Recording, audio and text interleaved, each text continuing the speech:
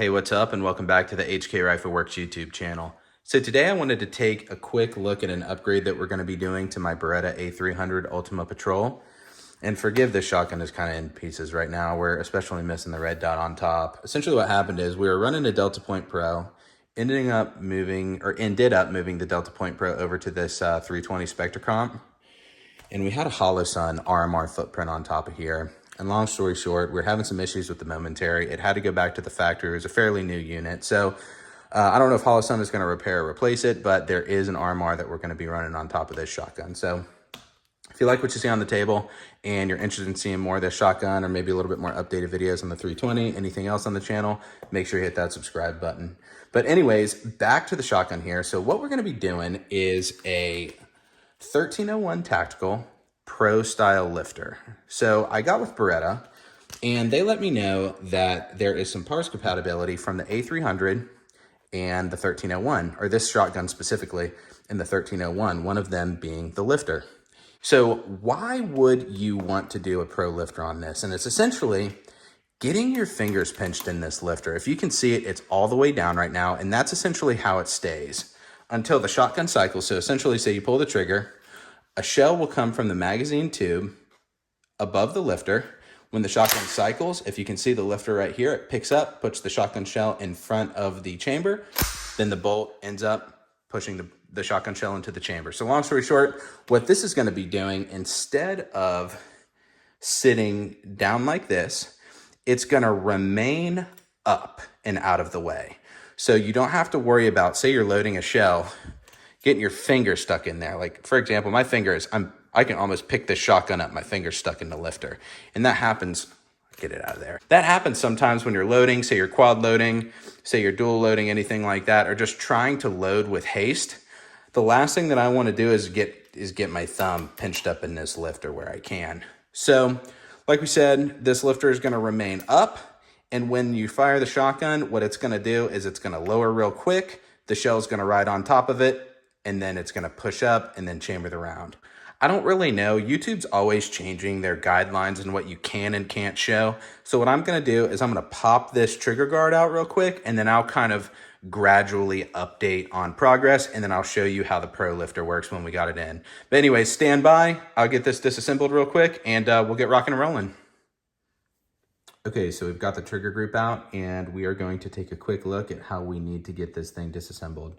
So what we're going to do is we are going to remove this spring and guide rod that's holding the lifter down. And once we get that removed, there's a small D-clip that's around this pin here. So we're going to carefully, very, very carefully remove the D-clip, because that D-clip not only holds everything in position there, but it will hold, it's hard to see, there's grooves in this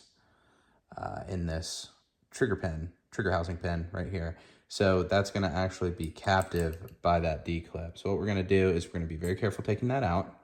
Then what we're going to do is we're going to drive out this pin here. We will swap these components over to the new lifter and then reinstall the lifter into the trigger housing and put it back in. So we're going to get that situated, and I will be right back.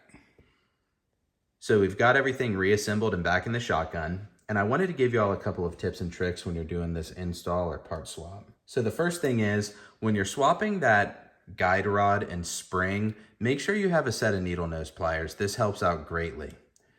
Next is when you're doing everything or working with parts under spring tension, whether it be detents, guide rods, you name it, make sure you got a good pair of safety glasses on you. You only get one pair of eyes, so you want to make sure that you protect your eyesight.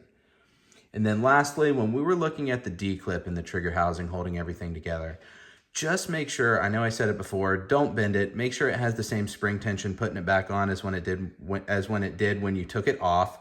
What would happen if you ended up bending it and it didn't have the same tension is your trigger housing pin here will start to walk out under fire on you. So the way that I like to look at it, if you think that you bent it, is the trigger housing pin has a little recess on it where the clip will ride in.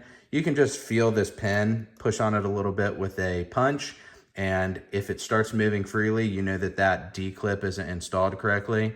But if you can feel it and it takes a little bit of pressure, kind of a hump, if you will, to get over before that pin starts moving, you know that it has the correct spring tension. So I would double check that on your shotgun when you do it, just to make sure that this doesn't walk out on you while you're firing. So let's get to I'll move some of this stuff out of the way. Let's get to kind of the main event here. Move this old lifter out of the way as well. So let's see the changes that happen. So if you can see, the lifter is essentially stuck upwards, and this little metal component here is holding the lifter up close to the bolt. And what this is gonna let us do, and I'll demonstrate it, and forgive me, I don't have any dummy ammunition, but I'm using live ammunition. I'm in my house, I'm in a full concrete basement, I'm fully protected here. I've got almost 1,000 rounds to this shotgun. I'm comfortable that we aren't gonna have any issues, and the safety's on. So don't go off on me in the comments. Again, like I said, I'm in my own house, so I'm gonna load this gun. If the lifter's up, that is going to give us a lot more clearance in this loading port. We are going to just put it in and load it into the magazine tube, just like that. So the lifter's not gonna go down and pinch your finger. We've covered how easy it is to load. So what I'm gonna do is kind of show you how this works in action. Now we have one shotgun shell in the magazine tube here. And when you fire this shotgun, essentially what's gonna happen is the lifter's gonna drop and the shotgun shell, whoops, bumped my camera. The shotgun shell is gonna drop above the lifter. So pull it back, the lifter's gonna come up, shotgun's gonna cycle, and then chamber around. Now when you pull the trigger again, obviously the lifter's gonna go down. Since we only have one shell in the gun, essentially it's not gonna pick anything up, and the gun's gonna be prepped to lock back on an empty chamber. So I'll turn the gun to the side and I'll get that shotgun shell out of there. So if you can see, the gun is locked back, essentially showing that we're empty. The lifter is down. If there was another shotgun shell in here, it would catch it, go above the lifter, and then when it goes forward, see the lifter is traveling up. Right there, you can see the top of it there, and it rechambers a new shotgun shell. So anyways, that is a quick look at this upgrade. I think that it's almost mandatory on a combat, competition, anything like that, shotgun, just as long as everything's reliable. I'm not expecting any reliability issues. Granted, this is a Beretta made part. This is an OEM part for these shotguns. If you have a 1301 or you're picking up an A300 Ultima Patrol, just take a look. Like I said, there's some decent part compatibility here. So the sky is the limit with this shotgun, and I'm really excited to mess with it a little bit further.